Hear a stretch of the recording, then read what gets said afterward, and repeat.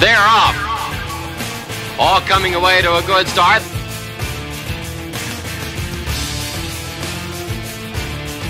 And down that stretch they come.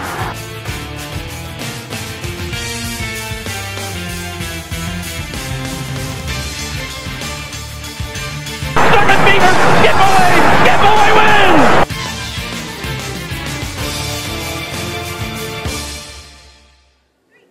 And welcome to another edition of Monmouth Racing Today. I'm your host, Mike Curci. Later on, we'll catch up with the winning rider in the Pegasus Stakes, Curci Clark, and talk a little bit more about Albano, who could be headed to the $1 million William Hill Haskell. Plus, we'll catch up with 19-year-old trainer Liam Benson. But right now, let's take a look back at last week.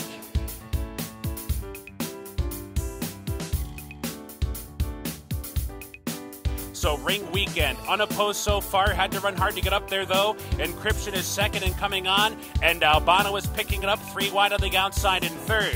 3 more lengths back to Lynx, who's trying to wind up from fourth. 5 back, Wildcat Pleasures round the far turn. Albano takes the lead. Albano just like that to the top outside the quarter pole. And Encryption is going to try and move with Albano. Ring Weekend is retreating through the field. Lynx on the outside has taken over third. They're at the top of the stretch, and Albano's in front by 5. Encryption back in second. Lynx is third. The rest are struggling. Furlong to go. And Albano with a 6-length lead by the 16th pole. And Albano's going to roll home a much the best winner of the Pegasus. Geared down under the wire. Alongside here at Monmouth Park, winning jockey Curci Clark, Albano winning the Grade 3 Pegasus Stakes and looks ready for a run at the $1 million William Hill Haskell. What do you think? Yeah, I mean, this was a prep. He handled it really well, and then he was coming off of a little bit of a layoff, so we didn't know how fit he was, exactly. But Larry gets his horses ready. He's a heck of a conditioner, and that's why I followed him to Delaware, because he's got some really nice horses and he does a great job. And we're kind of on the same page when talking about horses, so we get along great.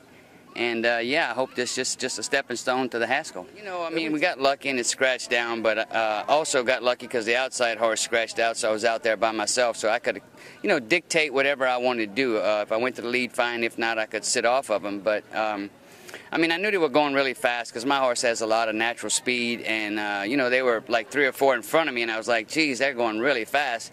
I was just hoping that they would back up, and when I asked them to pick the pace up at about the little past the half-a-mile pole, I didn't know that the horse in front was going to lay down like he did. I got to him, way quicker than I wanted to.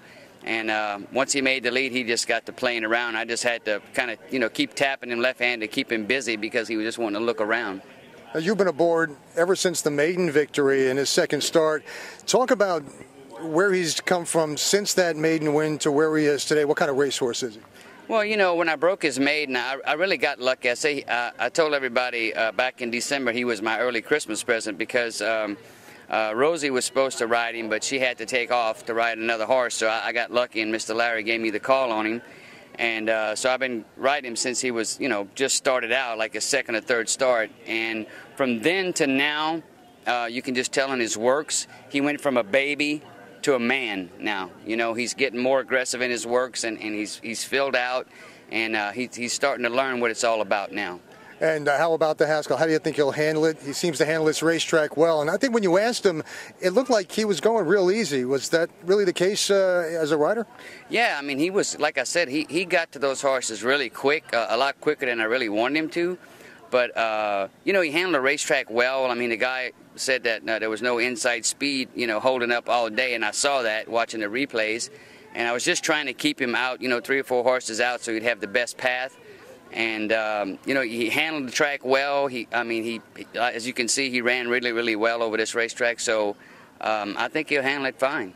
Well, good to see you here at Monmouth Park, and we hope to see you back on July 27th for the $1 million William Hill Haskell. And Albano, one of the horses to beat. Well, thank you very much. It was my first time here, and I hope every time is going to be like this. More coming up on Monmouth Racing Today.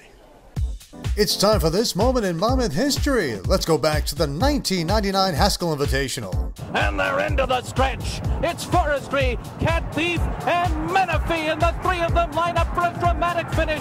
Unbridled Jet's running a game one, but he can't get through. It's Forestry on the inside, Cat Thief between, Menifee on the outside, an unbelievable Haskell. Menifee, he's going to do it. It's Menifee and Pack Day. They've won the Haskell. Everybody's going to Monmouth Park this weekend. Sample fine wines from the best vineyards in the Garden State at the Win and Wine Weekend this Saturday, June 21st and Sunday, June 22nd. This is fun. This is Monmouth Park.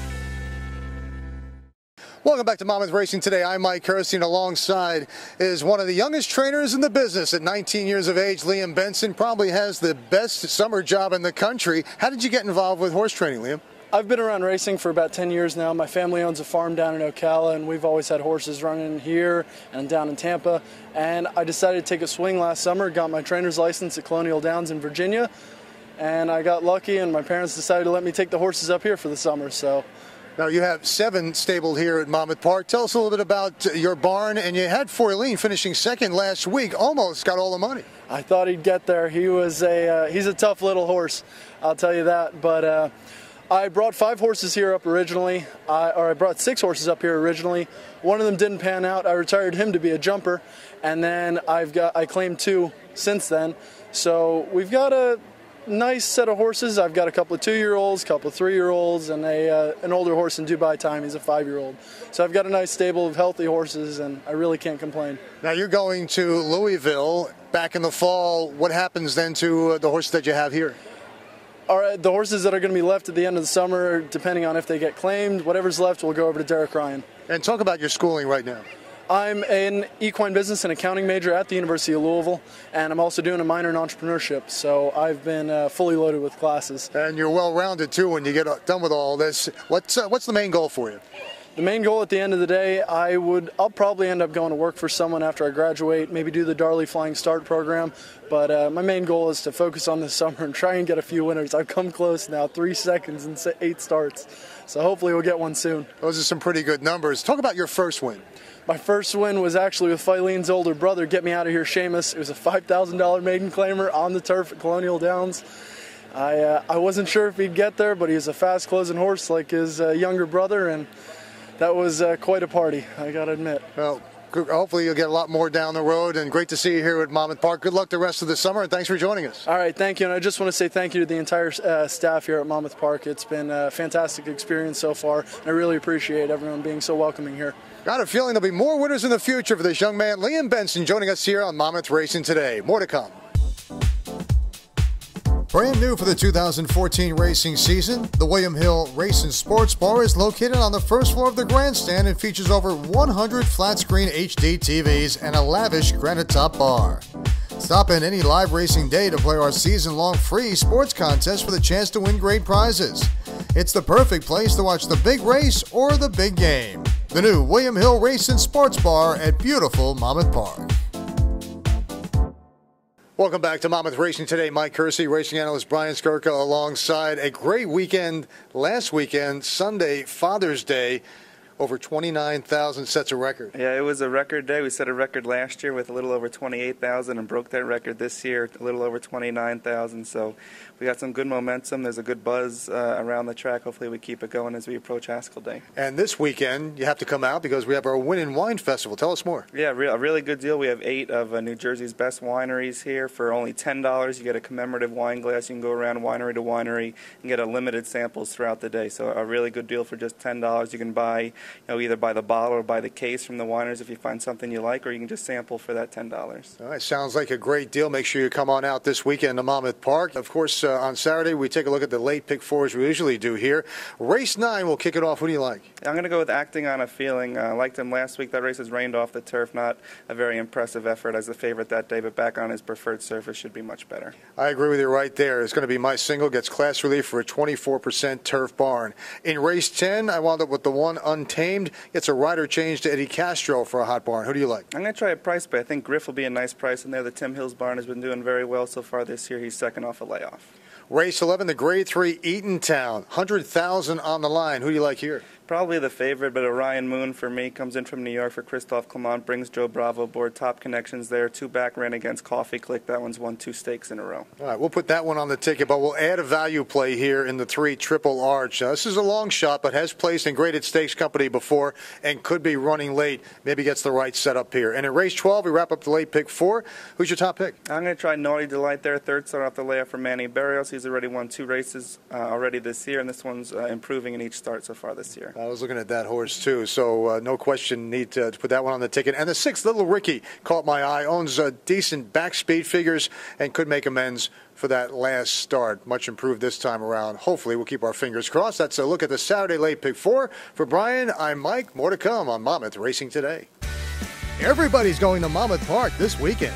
Sample fine wines from the best vineyards in the Garden State at the Win and Wine Weekend this Saturday, June 21st and Sunday, June 22nd. This is fun. This is Monmouth Park. And that'll put a wrap on another edition of Monmouth Racing Today. We hope to see you at the races. So long, everybody. They're off.